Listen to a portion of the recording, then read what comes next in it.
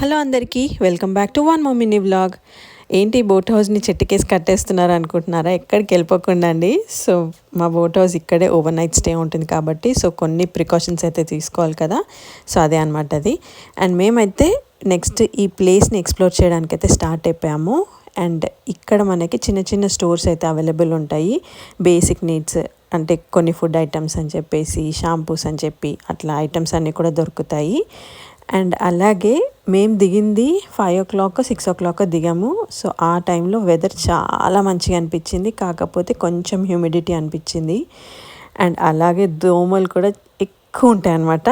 So జాగ్రత్త చూసుకొని వెళ్ళండి, ఓడోమస్లు పట్టుకొని వెళ్ళండి, రాసుకొని వెళ్ళండి.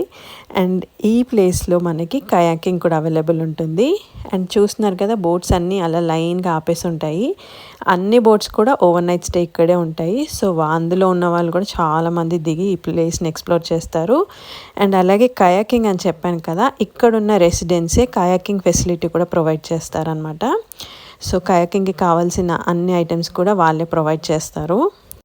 అండ్ దీనికి సపరేట్ కాస్ట్ అనమాట. సో ఇప్పుడు మీరు చూస్తున్న ప్లేస్లోనే కయాకింగ్ బోట్స్ అయితే అవైలబుల్ ఉంటాయి. సో అందులోనే మనం కయాకింగ్ చేయాలి. అండ్ మాకు ఈ ప్లేస్కి వెళ్ళిన వెంటనే మా ఊరు గుర్తొచ్చింది. అంత ప్రశాంతంగా నీట్గా చాలా బాగా అనిపించింది అక్కడికి వెళ్ళగానే. అండ్ మేము ఈరోజు నైట్కి డిన్నర్ ఏమేమి తిన్నామో నెక్స్ట్ వీడియోలో చూసేయండి. అండ్ అంతవరకు thank you very much for watching my channel. Thank you.